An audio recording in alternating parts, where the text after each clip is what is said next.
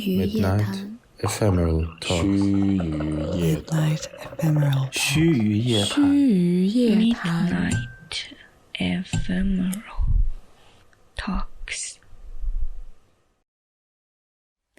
亲爱的须臾耳朵们，大家晚上好，这里是须臾夜谈。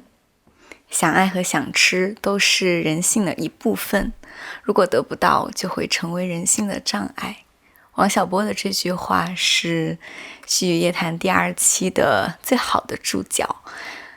第一场我们从厌食症开始聊到了人和食物以及食欲的关系，接下来我们会进入性欲以及其他与进化的不同欲望，所以第2场的主题是 Let's talk about desire， 让我们来聊聊欲望吧。大家收听愉快。Hello everyone, welcome to Midnight Ephemeral Talks. I'm your host Alyssa. We hope our podcast will be a platform for all different kinds of bodies and all open ears. We are based in Berlin. In each episode, we invite 2 friends to join us and talk about everything related to ephemeral bodies. I hope you don't mind my shaking voice because this is my first time to have to be a host in English, and I'm so nervous right now. So actually, it's our second episode because our first one was delivered in Mandarin. If you are interested, you can find a link on our introduction where we talked about various relationships between body, appetite, and food. So today, I'm joined by our bestie, Somer. Say hi. Hello, everyone. Yeah, you've heard her voice already. She's an art practitioner, a freelance writer, plant lover, and Maggie's mom, her cat. So, Somer, what are we going to talk about today? Let's talk about desire. Desire, such a juicy word. I can't wait. So, before we dive into a word of desire, I have to introduce. Yeah, it's my honor to introduce our guest today. Indu, say hi. Hi. Welcome. And Bo. Hey there. Hello. So, yeah, Indu, you can call her Indu for short, right? Yes, of course. Indu describes herself as a big passion of life, and she opens to all opportunity to and always trying to go with flow and listen to herself. And she's going to start her philosophy journey. Study journey. Psychology, sorry. We have a lot. It's similar in English. Yeah. Same thing. So at university this year, she loves watching creative people perform. Maybe that's one of the reasons we have invited her here. And how we met. So, and our second guest needs no introduction. Okay. If you have listened to our first episode, I'm sure you've been impressed by him a lot. Bo is a lover of wisdom, and he jokingly calls himself as a singular form of organizing the energy of the universe. I practice that a lot. It's very difficult for me. Thanks a lot. Just a joke. Just a joke. Nothing. And he's a Sinophile too, right? What? A big fan of moving, right? Yeah. Singing. Singing. So it's nice to see you again here. For me too. My pleasure. And also, I almost forgot, we designed a very special part in each episode, which Dress code. Yeah, that means one of our guests propose a word or phrase, and everyone will dress according to that code. So if you are listening on Apple or Spotify, you may want to come by to our YouTube channel and watch it on YouTube, and that you can say what we are wearing. So our dress code today is... Wait, let's do it later. Okay. So you may have a guess if you are watching the video version, and we'll uncover the answer at the end of our discussion. So make sure stay tuned until all the way through. And guys, without further ado, let's get into the world of desire. So, Somer, I'm so thankful to have you today. I know recently you just had a live performance, right? Yeah. Shall we start from that? Yeah. What's your performance? What's the name of your performance? Okay, my recent performance name is Me and My Desired and Desiring Body. Okay. So it's a very autobiography related performance about my personal relationship with desire. So could you tell us more about this work? It's like what motivates you a lot related to desire? And I just have a question. It's like what's your first association when it's come to desire? For me, it's erotic power. Okay. And it is largely inspired by an article written by Untitled in 1976 about the power of the erotic, and she wrote about how women are so repressed in terms of sexual desire and other kinds of desires, and they are supposed to be the object of desire and to be very passive and to not get connected with their erotic power. Like, I think for men, people like male friends, they might discuss desire a lot during their small talk. But for girls, for women, it's like a bit taboo and a bit forbidden talk for most women. And that was like one of my big inspiration. And later I also started to write about my own sex journey. Like, I was a kind of frigid person, and how I overcome a lot of external and internal barriers to get connect with my own erotic power. And at that point, when I started to understand how important desire is for myself and also for people to live full, to express their part of their fundamental nature without fear. I think I have a lot to give and a lot to share with my own story and with my performance. So it could be an interest for people who have similar experience like me, or people who have a lot of questions related to this.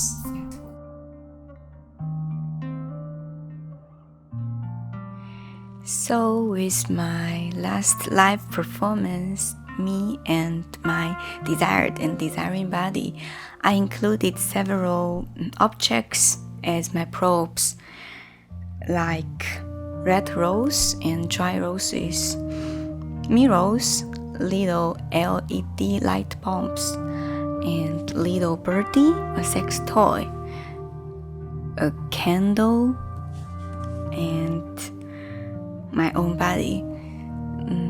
The whole story is about how a body is at first having a very curious interaction with the mirror and wanting to be the most beautiful girl in the world.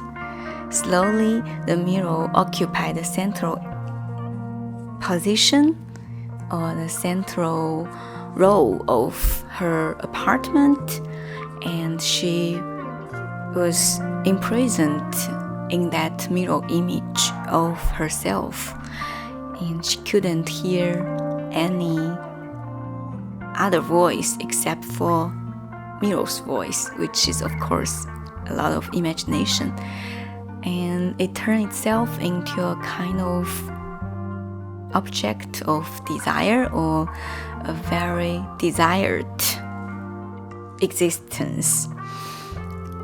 And slowly it becomes a bit unbearable, and a lot of pain, a lot of suffering. The body trying to get rid of the mirror and started to play with candles, to get burned, to feel some kind of authentic energy through suffering, through very intense pain.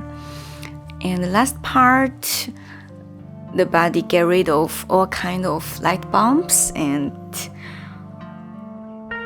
took another little light to look at itself and to be a very proactive, desiring body.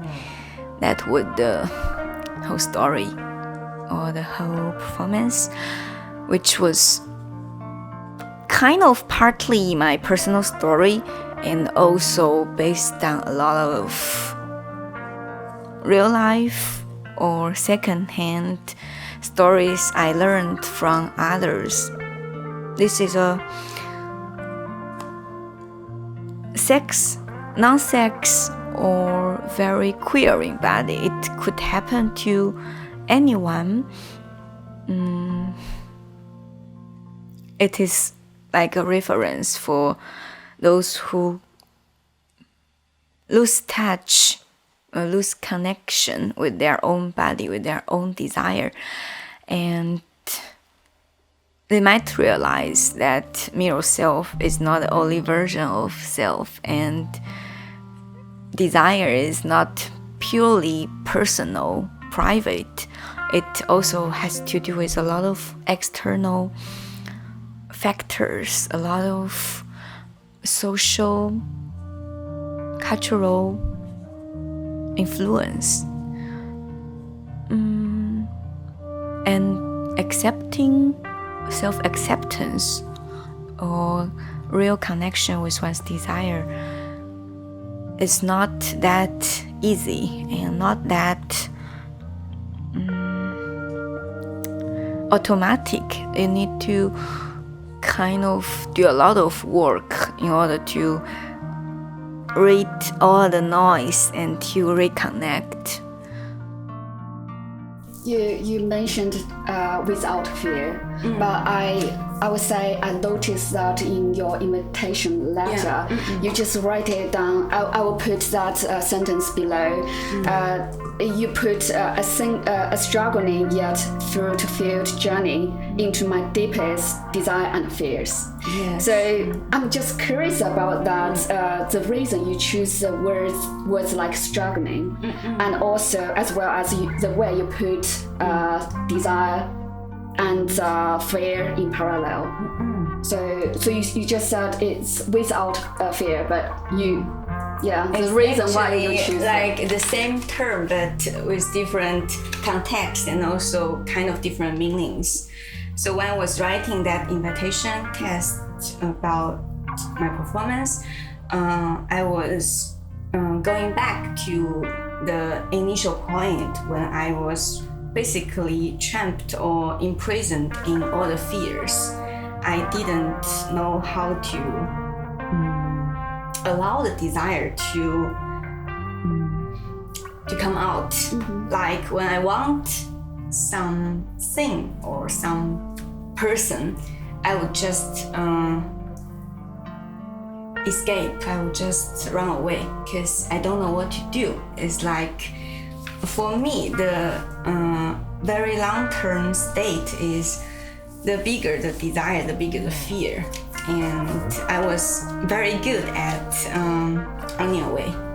So that was why I said it's a very struggling and fruitful. I didn't know it can be fruitful at that time, so now I'm more like without fear but it was part of the journey and also very necessary journey to go through.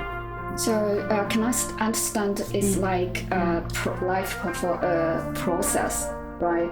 From start from struggling, fear, and explore more. Then you can just face the fear directly, and then you will be free, right? Yeah. So it sounds very, how to say, linear, but it is still for me a very repetitive.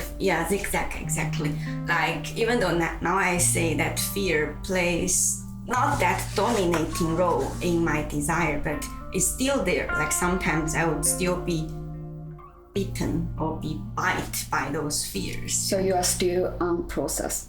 Yeah, a work in progress. Cool. So how about you, Indu? I remember that you are the first member of our touching labor. Yes. Touching labor again. And you are from Meetup in our group. In additional to me. so what brings you to the meetup, to our group, and you attend her performance, right? And what brings you to, what kind of things attract you to there? I think I just read the description and like the you into touching too question. Yes. And I thought that was interesting, and I really didn't know what I was getting into. And I told people where I'm going, right? And I was like, yeah, I'm going to this. And then I didn't really know what to say more because I didn't know what to expect, and I didn't want to have expectations because I like to just go with the flow and like see what happens. And I was very positively surprised. I really enjoyed the experience. It was very pure, very liberating to see you and like to participate as well. And yeah, I think I just like to jump into random experiences, and that's what I did. I just saw the post on Meetup. That's and cool. Like, yeah, sounds good. It's like sounds like a little bit magic. Yeah. And now I'm here. Yeah. So back to our question, like, what's your first association regarding to desire? I think probably also like sexual connotations that come to my mind, or like human connections, like everything that bonds people together, and that's very essential for a lot of people, and for me at least. And then when I heard you talk, I was thinking about the lack of desire and how that can influence your life and your thinking, because I think that can be very frustrating as well. Like if you just don't desire, like I think that can be a big topic as well. You don't have the answers, you don't have the key. Yeah. You know it there and you want it, but it's like something inaccessible. You can't grasp it. Yeah. So that's what I was thinking about right now. Yeah, I remember Chinese novelist Wang Xiaobo. He just said love and appetite are both fundamental parts of human nature, and when they are inaccessible, so they will become obstacle to one's life. So you will lack of something, you will lose of something. Yeah, that's very interesting. And how about you, Bo? I remember you know Somer, you and Somer have been know each other for a while, right? For a long time, right? Yeah, more than a year. And More than 1 okay, it's not. 20. But that's not an important question. I mean, for so long time, you know. We can cut this part. And I remember before we met, and someone just told me, if you are confused with something, or if you stuck something emotional, you can always come to Bo, and he can give you very rational advice. I will remember that. So I'm just wondering, what's your first association of desire from a very rational guy? So my first association when it comes to desire,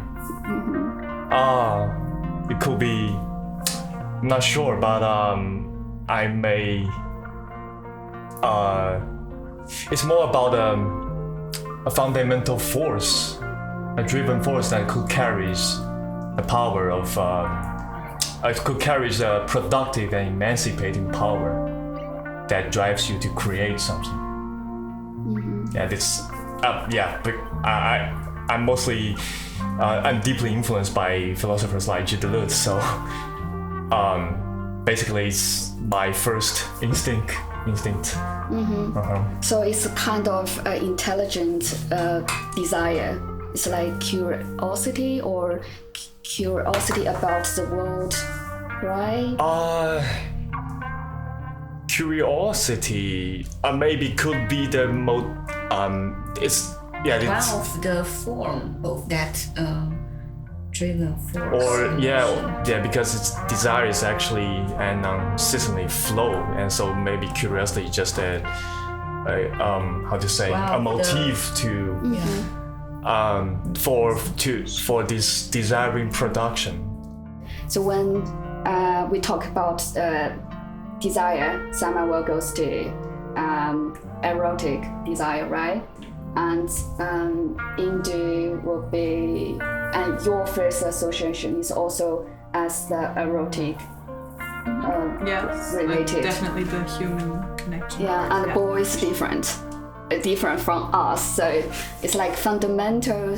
Could you say it again? Okay. Owing to my academic background, so for me, I would prefer to regard desire as a force that carries a productive or creative force that always leads to a becoming. So yeah, it's about creation. It's about creating multiplicities. Yeah, maybe. Yeah, people from different aspect. Maybe we can play a game. It's very simple, the game. So we, the rule of the game is like one person will nominate a word related to desire.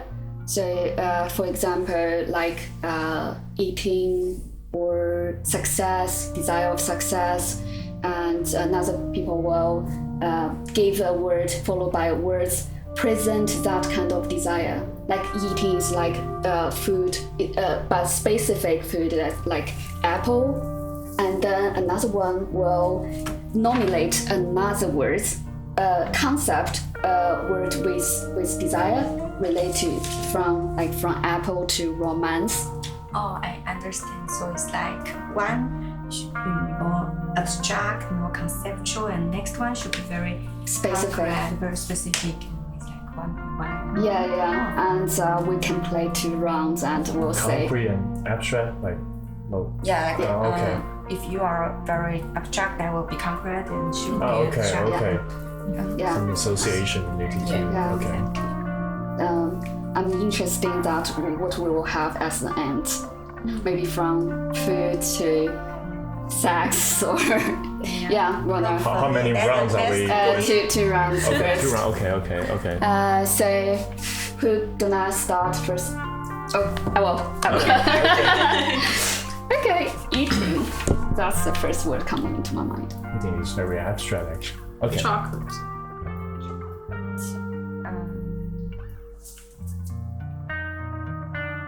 It's very easy, but she wants to be different.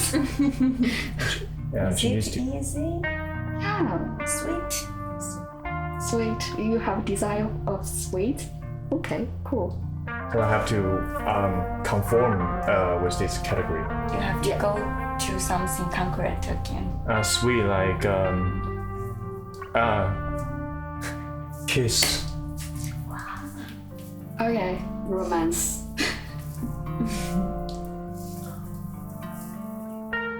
Oh, I have to be concrete, right? No.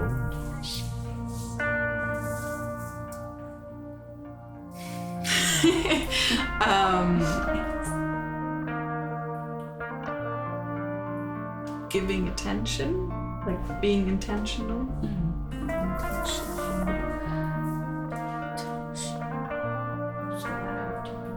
abstract again. Yeah, to another desire.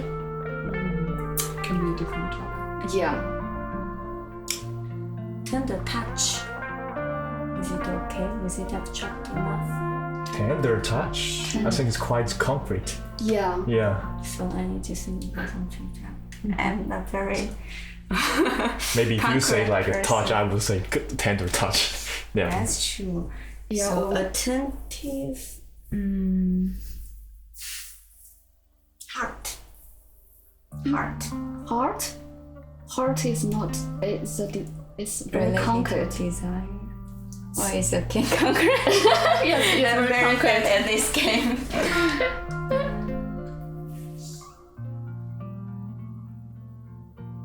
Maybe I will say attention. It's like, for example, in my case, I'm very desire for attention. Well, she said attentive. Yeah, attentive, but attention is also a desire, abstract desire. Because I got it. Yeah. Maybe full presence. Is it abstract? Presence. presence Presence. is a very basic one of desire, right? For me, yeah. I Presence. need someone who is next to me to be very present, fully present, like not just physically, but also emotionally and intellectually, if possible. Yeah, I thought that kind of question. The reason I need a lot of attention is because when I was little, I was lack of attention from my parents. So now, even I grew up, I still need a lot of attention from people, a lot of confirmation from others. Presence is the word that you say. Our podcast Huh? is a kind of presence, right? Can Yeah, Good. that's a good way. Okay. Yeah, so we can end up here, right? It's already 2 rounds. Okay, ending up our desires, our podcast. Our podcast is about desire. Yeah, and also maybe from that part, I can follow by curiosity. It's like because we are curious about a lot of things, so that's why we started this project. Yeah, we have a desire to be different. Desire about unknown things, about potential encounters, Yeah. chemical interaction between different minds. Yeah, that's a part of desire. And also, I read an article recently. It's about desire because they just summarized 16 desires in our human being in different aspects. So, and people will think that, especially the curiosity, I'm very interested about that word. Is like when you go to school, like every teacher just assumed that you have ego to get knowledge from that, and you like children should have a lot of curiosity about what they learned from school. But not everyone just interested of study. Maybe they are interested of music or dancing or like another way, but not from the education from school. I think what you are mentioning is about like curiosity is many times not so easily, how to say, turned on or so easily well nutrited by the traditional education systems, like what people are providing or people are receiving in a normal school is very often dry knowledge. Like teachers just feed you something without allowing you to explore. So it's like for students who has a very different kind of curiosity, very unrelated to the existing educational system, they would be considered as bad student. But that is actually like the blind point of school. It's not the students are bad. It's just they don't get triggered. How can you expect them to just sit there for like 90 minutes and listening to something has zero desire for? Right? Yeah. So Yeah, I think, like for example, Summer is very eager to reading book, and she's a bookaholic, and I'm okay with that. And sometimes I just question myself, is like, why do I don't like to read book? Maybe I like to take picture or join something different. Yeah, so, and also someone will have a workaholic. And workaholic is like, they just really want to do that kind of thing, but people can't understand what's wrong with you. Like, do you have, your life is unhappy, that's why you don't want to go back home and stay time with your family.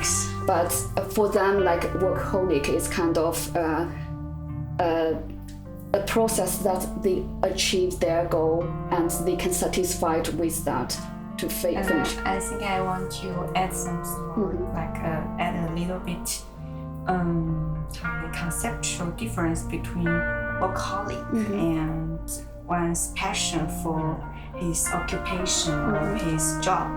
Because for a lot of workaholic, as far as I'm concerned, is a lot related to one's psychological issues. It's not that they really love that job so much and they stayed until midnight to finish that.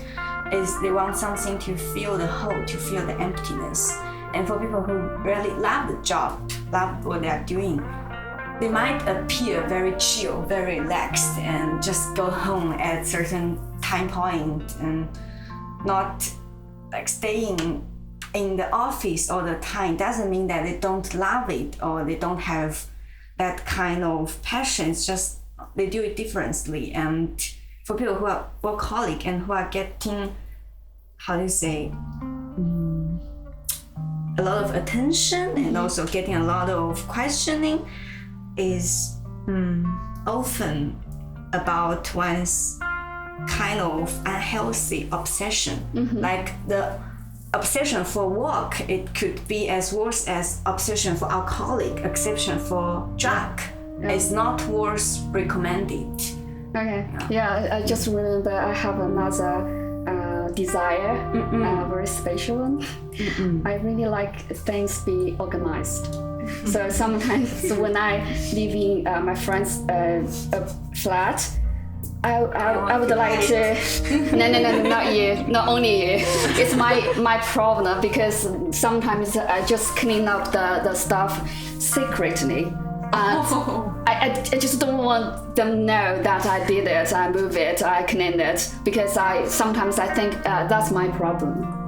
And I remember last time my roomie just asked me, do you have some problem with like 洁癖? How to say 洁癖? It's like obsession with cleanliness. Oh yeah. Yeah. But I'm okay with that. Yeah, I just want things be organized that make me feel comfortable to stay in that place. But I think that's an interesting point actually, because I don't know how you feel. You said you're okay with being like that, right? Like having the desire or the wish that everything's organized. Yeah, it's like I can't help to organize stuff. But you feel good about that? Yeah. Okay, because I can imagine that some people might have desires that they don't want to have, you know, or where like two parts in their brain are working against each other, like desiring, I don't know, if yeah, exactly. If you're married and you desire someone else, but you don't want to desire that person, but you do desire that person. Yeah, I think that's interesting. Like when it's not clear, like it's not like a clear goal that you like thrive in and like really want to reach, because then it's clear, right? Like if I say, okay, my desire is to travel to America, then I will work hard to make that happen. But if there's like different parts of me that work against each other, then it gets tricky.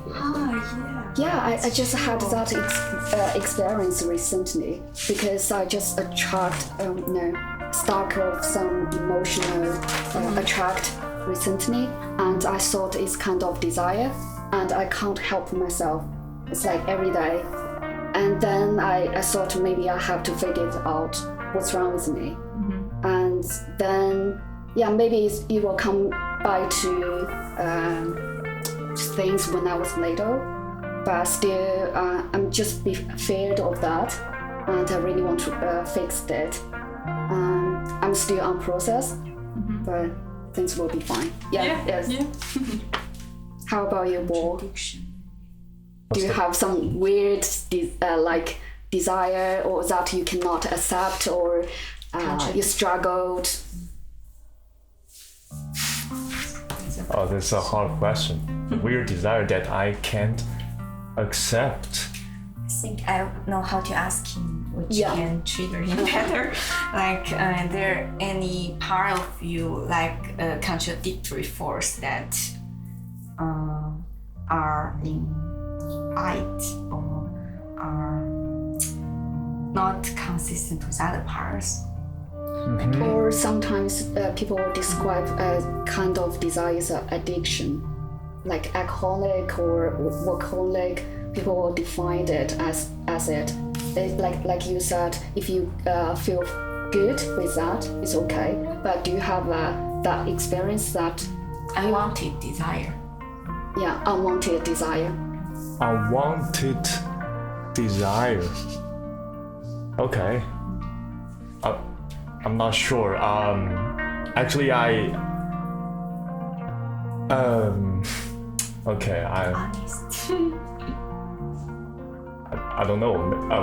Can we just stop for a while? Maybe this doesn't fit, but maybe like the thing we talked about before of like, where is the desire actually coming from? Like, is it my own pure self that wants to eat this, you know, or is it because in my childhood my parents didn't allow me to eat sweets or whatever, you know? Like, what is the real source of the desire? Maybe that can also like be the reason for contradicting forces. Back to my stories, like that desire comes from, I don't know why it's come from, but it attacked me a lot, and I don't want that desire.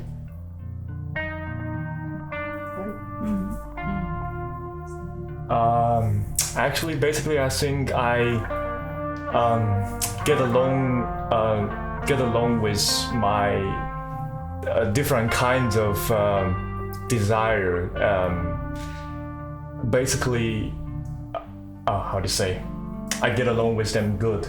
You don't have some contradiction. Yeah, but I in your whole desire land.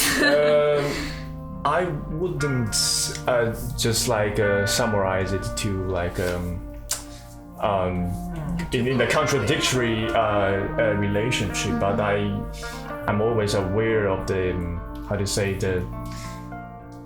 the multiplicity of desire that occupy me with the flow of my life. So the basic problem for me is that how can I arrange my life with what kind of desire that I can make use of.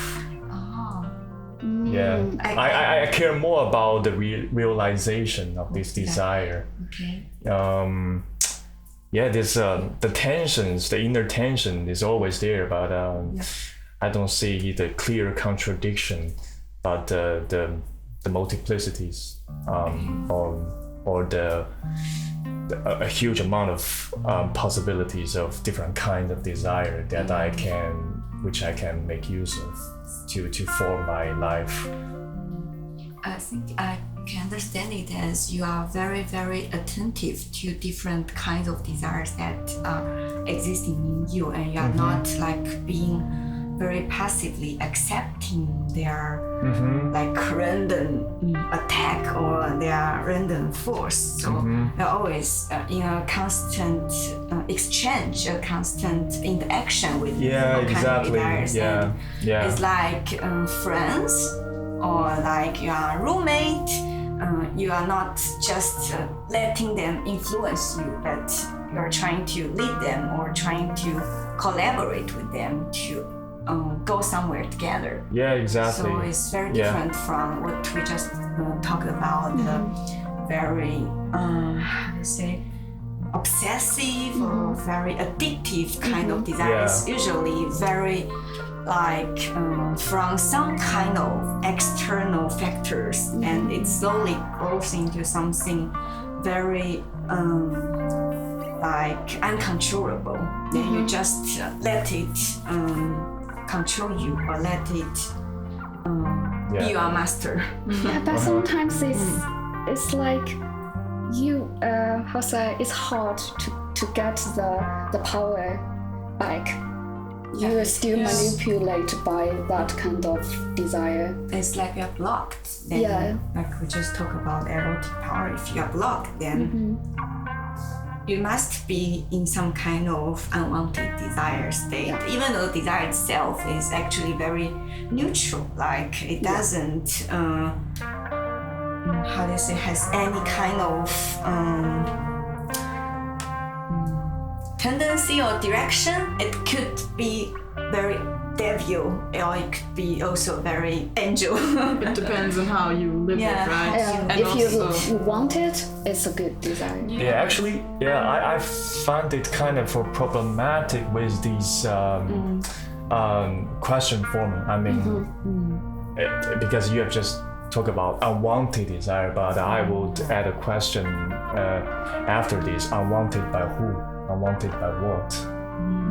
So actually, I wouldn't regard this question in such way. So it's basically what I feel is just the inner force, different kinds of forces that may be guided by something outside, maybe by in the whole symbolic system. But what I care about is that the possibility that how to say it's kind of hard to organize it. So actually, when I think about desire or some I don't care about this external dimension. What I want to hold on tight is that the inner force, the intensity that I can feel, and how this kind of intensity could be arranged with different conditions, factors, situations, and to arouse its productive or creative forces or possibility. That's why someone said you are a very rational guy. Yeah.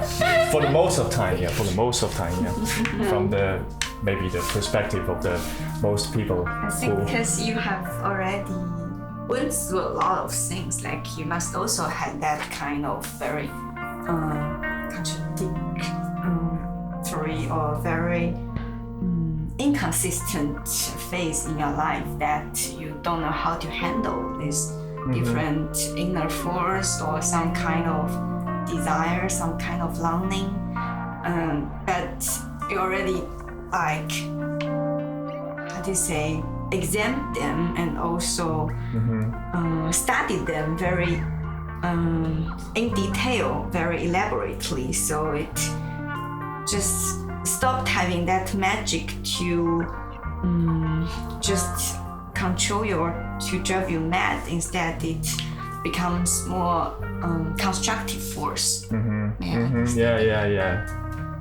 Because those wantings are mostly how to say quickly examined by my reason for the most of the time. I can feel that with Guo, like hey, the only person I know who is so attentive to all kinds of force existing within or surrounding him. So I think he's that may be a kind of my problem, because I always find myself for the most of the time detached to many situations. Like easily get to It's a blessing and a curse, like many kind of strengths or many kind of ones very special ability. Like others might envy you for having that kind of very balanced, very Feng just mentioned Wanting. Recently, I read a book called Wanting, and it's by American author Lucas Burgess. I will put the name on our introduction, and he explores the power of mimetic, right? Desire and how it impacts our life and our society in large. So basically, he talks about how mimetic behavior, desire means that we want things because other people want them. I remember like about 4 years ago, after my dog passed away, I really want to have adopt another puppy. And at that time, I 100% confirmed that I'm a dog person rather than a cat person. Okay. And then finally, I just end up adopting a cat, orange tabby cat. Yeah, although I really love my cat right now and I become a cat person right now, but still after reading that book, I start to question myself is like, so what's the reason just make me change my mind from a dog person, from a dog to a cat. And I remember at that time, in my friends group, everyone just has a cat, and they post their cat daily basis around the world on social media. Yeah. So That's what cat moms do. yeah, so after reading this book, I start to be awareness. It's like because Bo just mentioned that his situation, and the words awareness coming into my mind. So I asked a lot of my friends, do you have you think about where is your desire comes from? And very few of them gave me the answer. They never thought about that question. They just like followed by people, maybe from advertisements, and then they just want to drink. Like for me, sometimes when I'm watching Coca-Cola's advertisement, I really want to have one. So yeah, you guys from different backgrounds, psychology, arts, and philosophy. I just want to know how you think about this kind of question, like where is your desire comes from, and yeah, and also where what's your most this podcast I forgot. So where's your desire comes from? Who wanna jump in first? I can just say what comes to my mind, but I don't have the answer. I think it's really hard to tell. Like maybe people like Bo are better in defining their inner thoughts. I will and talk directions. about it later. Yes, after yes, you. I can imagine. After, But it's hard for me because I'm sure like my family, my surroundings, like everything influences me, right? So I'm guessing it's a weird mix of myself and everything around me that is like making me go into one direction, or like being focused on, I don't know, core values or whatever it is. And I don't know, I think, for example, adventure is like a big desire of me. Like I like to like feel active and like explore different things and like feel the adrenaline of new situations and dive into things like that.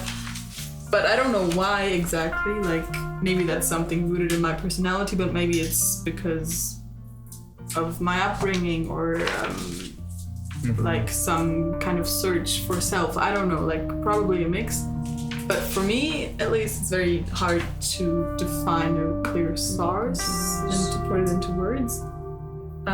Because I just always follow my gut feeling, but I don't know what that means in the end. I just see what feels good. That's why you choose the You learn about how you want to analyze yourself. construct it.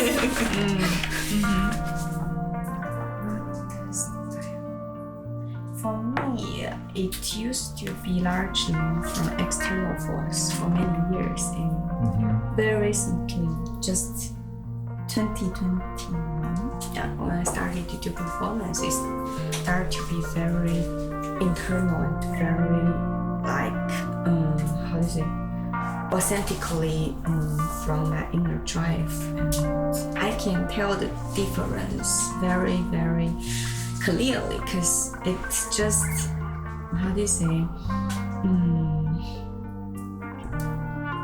has clear influence on my daily life and also on the way I see the world, the way I interact with other people, and the way I look at myself.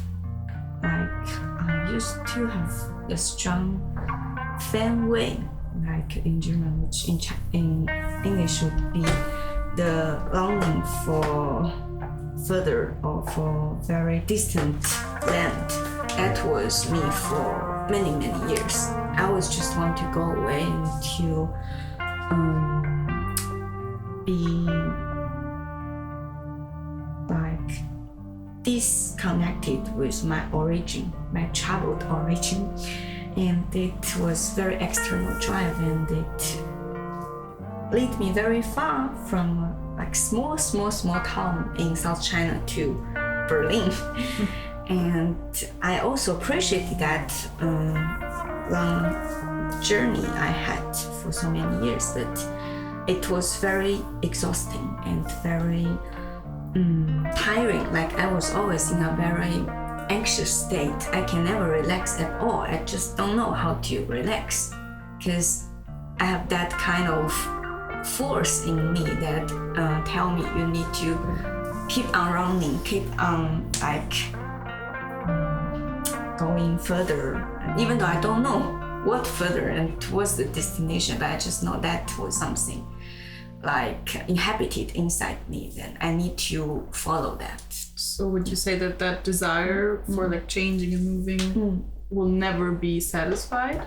Yeah, I do never, because it comes from external factor. It was like I didn't want to be close to my old birthplace or my initial surrounding, so I just want to go somewhere far away, and that was very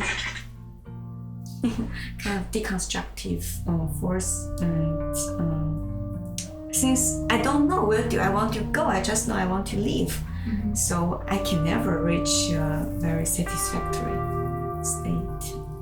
So you mentioned force, and also Bo mentioned the force before. Can I understand like desire is kind of force? Or let me change another word like motivation? Is no? Oh, okay. maybe we talk about it later, but it's okay. I think it was force and a lot of intentionality there, but it was not the kind of desire which Bo was describing, like very productive, very becoming, very kind of non-polluted or non-repressed kind of desire is very different. Yeah, actually, I could add something to the things that Mengqing just have mentioned, because this external dimension could be well explained or elaborated in the psychoanalytical sense, especially in the Lacanian's theories. Or so basically, there's a fundamental or level of about this kind of desire, that desire functions always as a lack. So it is because it's like the emptiness of the subject that makes you incomplete, and it's because of the always the ever existence of this lack, of this emptiness, that how do you say something's. So this lack that is always pointed outside to an object,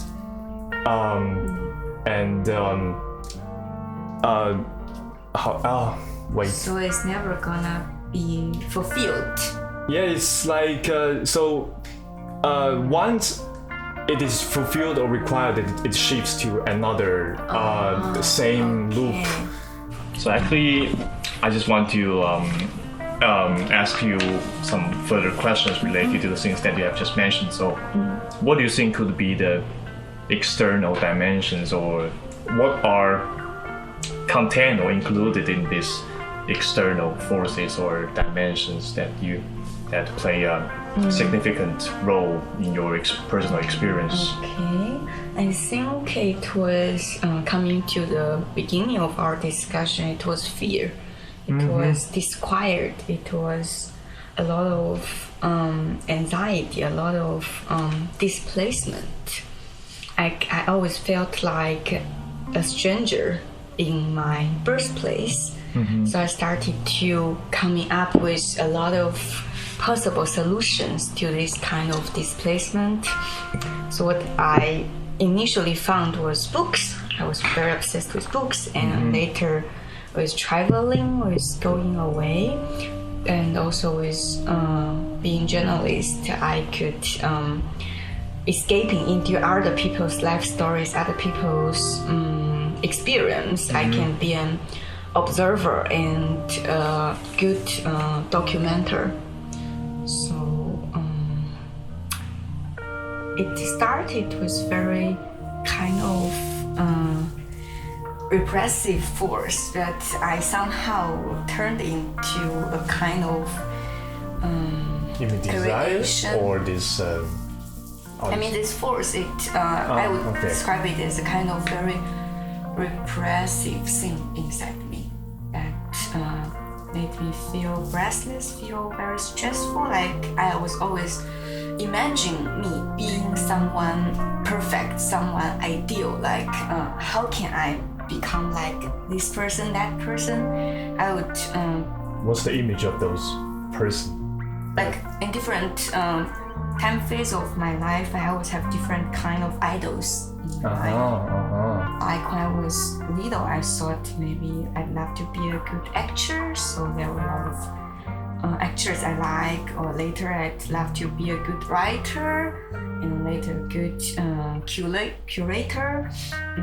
So it was a lot of reference, a lot of how to say, image of others that are guiding me or that are pushing me to maybe be more like them, to do better in my own work. And also a lot of journalists who had been a huge, not just inspiration, but also like life mentor. I met some of them personally, and some of them just with their very well done investigative reports. Like when I read them, I just felt, I can be one of them.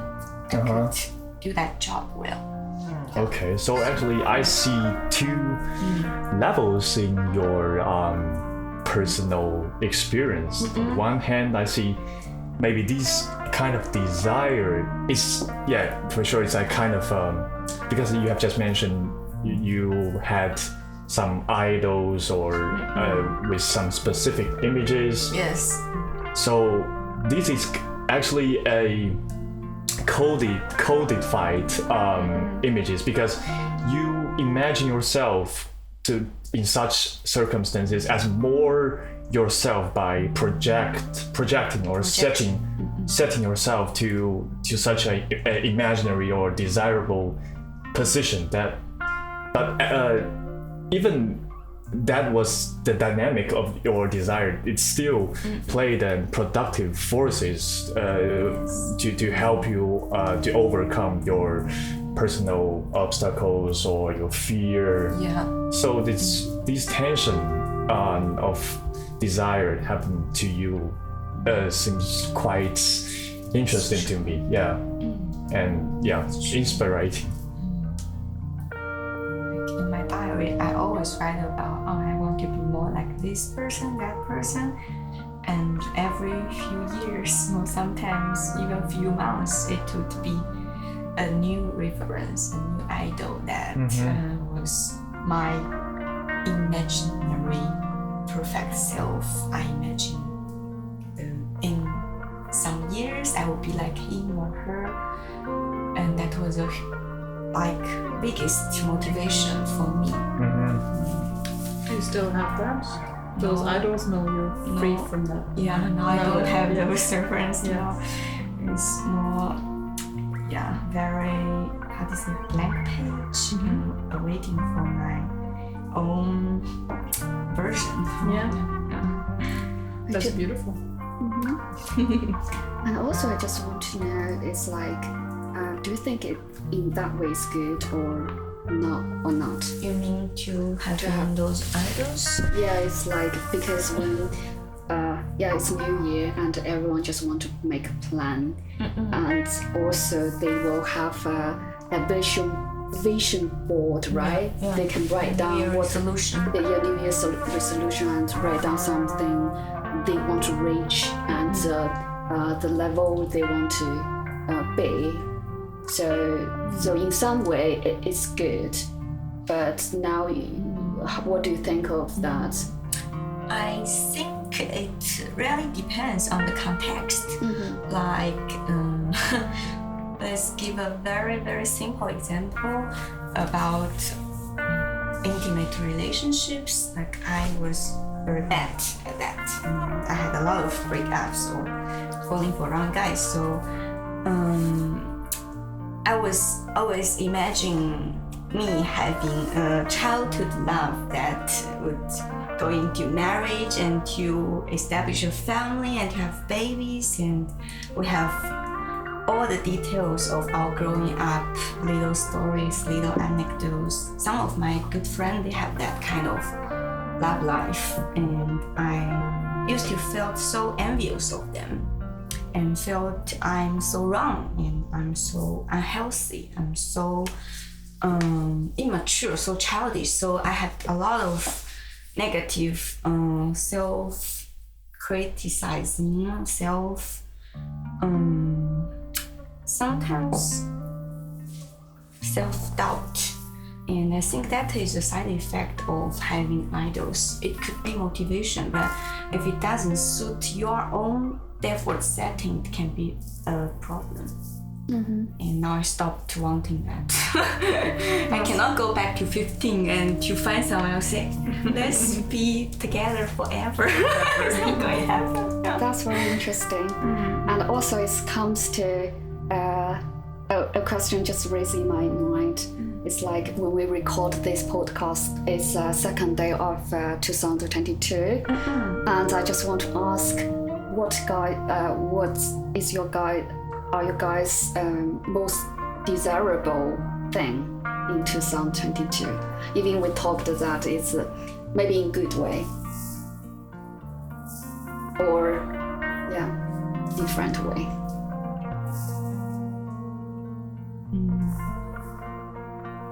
Have you think about that?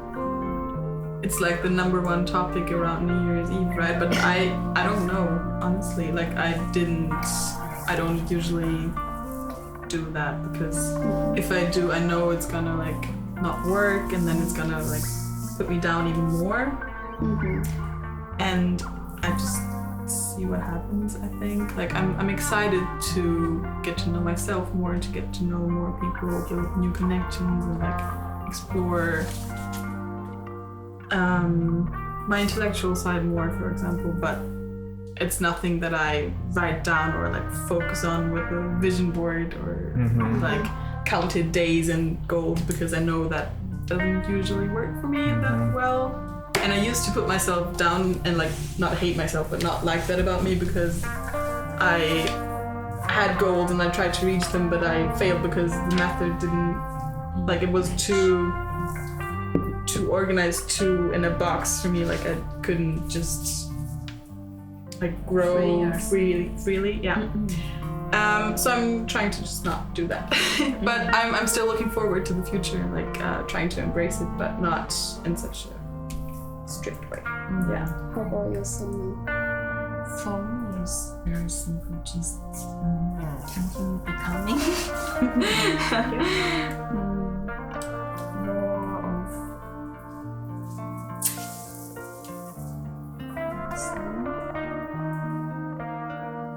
to original language through all kinds of medium, and also to get connect with different kind of bodies in the world. So do you have the same question? The desirable thing, like a New Year's, how do you say, resolution, some sort of. But maybe I have to, or not, I would prefer to kind of deconstruct this question. So, so for me, I mainly focus on the. So basically, I go with the flow of life, and what I mainly focus on is the process of desiring. When I, so the things that matters for me is that whether how I desire, or with what, or with what kind of specific situations or things or conditions could desire be productive or to create something. So I would say I prefer to enjoying this process with some intensity of desire. Seems like we three have very similar desire. Yeah. Go with the flow and just try to be creative, productive. And interesting. Very specific or very concrete. Yeah, the reason I have this question is because during the New Year's Eve, I was asked a lot by my friend, and also I have argued with my friend. She asked me, it's like, what's your goal? And what kind of life do you want? To live a better life. And I have the same question. But she said, you spend a lot of money and study abroad, and when you come back, can you find a good job, a better job than before? And she said, you quit your job, you quit you have a totally new life in abroad, but when you come back, it's worse. Have you think about that? You should focus on something, and you should have a goal. And I said, I don't know. Actually, I don't know what kind of goals in my life would be. Maybe I just want to explore more and have a different life experience. And I really want to die real. Yeah, everyone will die, but I want to die real, and maybe that's my goal. Die real. That's beautiful. Yeah. Okay. Suddenly the light grows colder and it's very late. I really want to continue our conversation, but we have to stop here. So, dear audience, thanks for joining us tonight, and thanks for all the guests come over to our midnight ephemeral talks. Just make sure to join us on Instagram, Ephemeral Bodies, if you haven't already, where we break down these episodes throughout the month.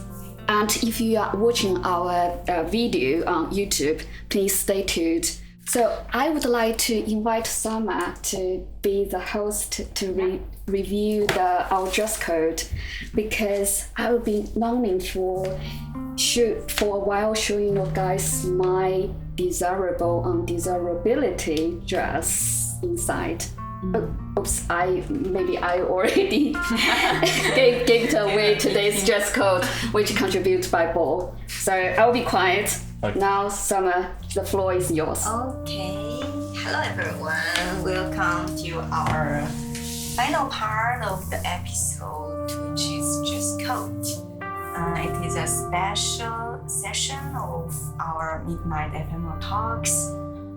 For each episode, we will invite a guest or one of our very regular face here to come up with one keyword which is related to our discussion, and we will inform everyone 1 week before the recording, and each person would be embodying this keyword through their clothes or their other kind of visible decorations. And this time our dress code is desirable and undesirability. Yeah, desirable, undesirability. Contributed by Contributed by Bo. So before we started to unveil our dress code, I really want to know, how do you come up with this keyword? I think this kind of combination has I found it interesting because this combination has a paradoxical or contradictory how do you say power or forces that could release, maybe make room for our imagination. Some stuff like that, and I always like those paradoxical or contradictory expression. So ambiguous. Yeah. Let's invite our cameraman. So our cameraman is also going to join the dress code part. Let's invite. Yeah. You can sit next to us. And you can just start. Okay. We can watch.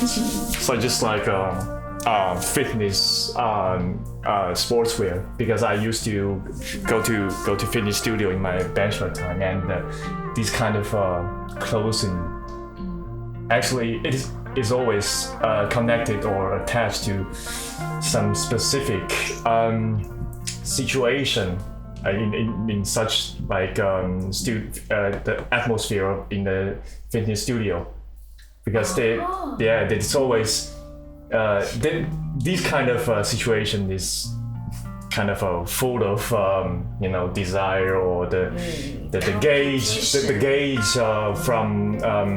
from others, and actually it's not these clothes itself, but it plays symbolic functions that could be easily connected in the how do you say, in the daily context, connected to some specific desire, like maybe by female, maybe by I don't know. Yeah, but it's hungry for female gaze. Actually, I don't wear a whole set of this fitness sportswear outfits. So that's why I wear these pants and came today here with a boot, so nobody will would wear such a outfit in fitness studio. So this kind of mismatch by juxtaposing different kinds of clothing, which is actually conforms to different kind of situation, maybe will be my idea for desirable undesirability, because this maybe the upper part of me, I mean this fitness outfit or some sort of things is more related to the desirable part, but this whole set of mismatching forms a arrangement of this desirable undesirability. Yes. Well done. You set a very high beginning for everyone. Oh, sorry. It's fine. But I think it's this. Okay. Yeah. And I think I should go next because I am kind of counterpart of him. Mm-hmm. And also I have to take off my cardigan. Counterpart. It's like, it's a little bit shiny for that. Is it a night dress? Yeah. Wow. So, could you translate for me? Yeah, sure. 我们两个可以讲中文。Okay, that's my. 对，这个裙子是我在英国的时候买的，然后因为小的时候我因为一个意外，所以我这里留了疤，然后我因为我家教特别严，然后我妈妈很想保护我，所以我小时候从来没有不被允许穿一个低领的衣服。Okay, maybe I should first translate before we continue. So Alyssa just said she bought this night dress in the UK, and because she had an accident when she was little, so she got this scar. And her mother wanted to protect her, and she never allowed her to wear any very low necklace clothes when she was small. 然后因为我的家教很严，所以穿这样子的衣服也是不被允许的。所以我到了英国之后，我就觉得我可以放开了。Okay. Another reason that she had very strict parents who never allowed her to dress in a very sexy way. So she was also forbidden based on the family philosophy or education. And when she went to London, she thought, okay, now I can liberate myself from my parents' expectations. I can start to dress freely. 但是这个其实也是存在一种就是男性凝视的视角，穿成这个样子。Yeah, exactly. It's all about gaze and expectation from the others. 所以其实我不是有很多机会来穿这个，所以这也是为什么我会把它觉得这是一个很好的一个诠释这个主题的部分。然后而且其实我自己在穿它的时候也不是很舒服很自在。我可以 pretend， 我可以假装说我很自信，然后穿上它，但是我觉得就是那种男性视角也会让我很不舒服，然后再穿上这个时候，对。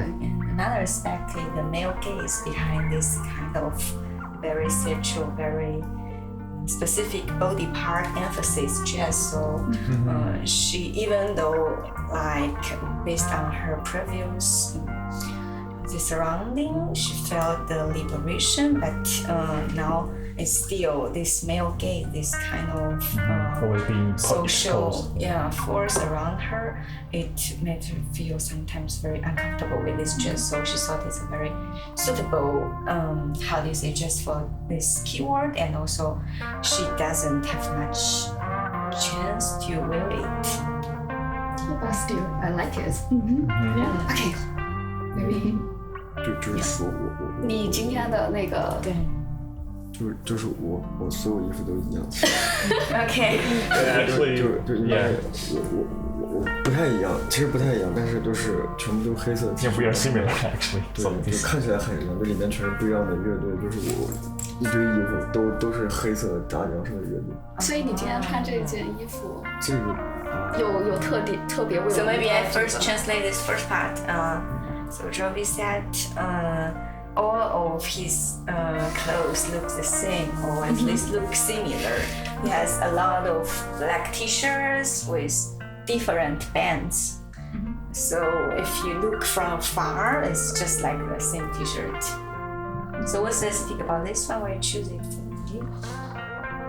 对，也没有特别，但是就是。所以你没有认真做作业。No specific reason. 就是一个我特别喜欢乐队而已。Okay. Okay. Enough. And So you're two. Should I go next? Yeah. Or do okay. Or I can also. So it's not like I wouldn't wear this on other days. It's like I don't have that big of a wardrobe because I think like for some part of my youth, like growing up and like figuring out stuff, I had a phase where I tried to be very feminine, I think, and I had like long hair still, and was trying around with makeup and like was dressing way more like typically feminine, I think, and I could like see my own development and like knowing more who I actually am, and that getting less and less, and me caring less about the male gaze maybe, or about if I am classically desirable. So maybe in that way it fits into the theme, because I'm a bit proud that it doesn't matter that much anymore to me. And I don't know, like shirts or like being very covered up or whatever, like it's not considered the typical women's magazine Feminine, which is also very outdated, and I don't think that way, but I think it's still in a lot of people's minds. Skill and maturity. And yeah, I just I feel good in how I dress and that feels really good. Yeah. So it's a very desirable. Yeah, I guess so. For me, I thought about it for a long time after I got this keyword. And one day on the subway, I just saw someone with a black heart tattoo, of course in Berlin. And I just feel like this speaks to me, this little black heart, if I made it here. And also,